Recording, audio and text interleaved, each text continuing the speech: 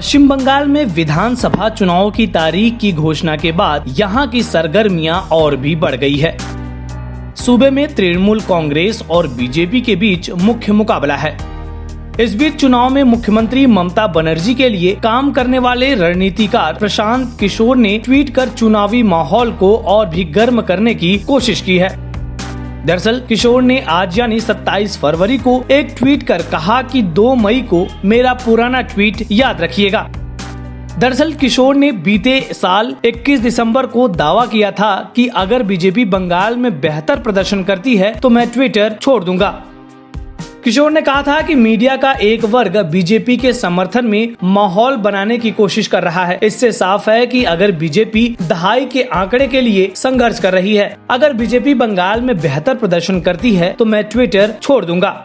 इसके बाद अब जाकर किशोर ने आज फिर ट्वीट किया है। आज के ट्वीट में उन्होंने लिखा कि भारत में लोकतंत्र की अहम लड़ाई पश्चिम बंगाल में लड़ी जाएगी और बंगाल के लोग अपने संदेश के साथ तैयार हैं और अपने राइट कार्ड दिखाने के लिए दृढ़ संकल्पित हैं। उन्होंने लिखा कि बंगाल केवल अपनी बेटी चाहता है। 2 मई को मेरा पिछला ट्वीट जरूर देखिएगा।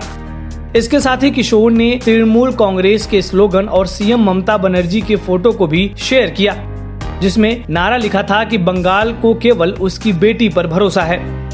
आपको बता दें कि किशोर ने साल 2014 में प्रधानमंत्री पद के लिए नरेंद्र मोदी के चुनाव प्रचार का सफलतापूर्वक प्रबंधन किया था और इस बार वो पश्चिम बंगाल में तृणमूल कांग्रेस प्रमुख ममता बनर्जी के लिए काम कर रहे हैं ताकि वो विधानसभा चुनाव में पार्टी की संभावनाओं को मजबूती प्रदान कर सके।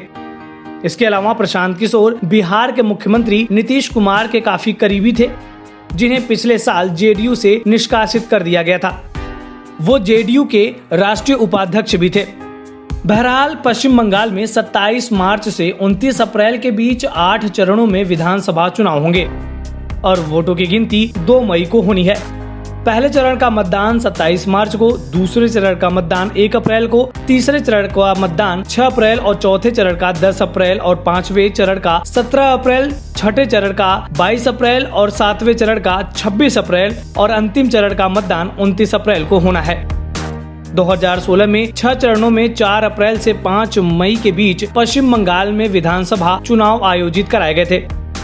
इस वीडियो में फिलहाल इतना ही। आप अपने सवाल और सुझाव हमें कमेंट्स करके बताइए। बाकी देश और दुनिया की ताज़ा तरीन खबरों की अपडेट्स के लिए हमारे चैनल लोकमत हिंदी को सब्सक्राइब कर लीजिए। अगर आप ये वीडियो फेसबुक पर देख रहे हैं तो हमारे पेज को लाइक और फॉलो कर लीजिए।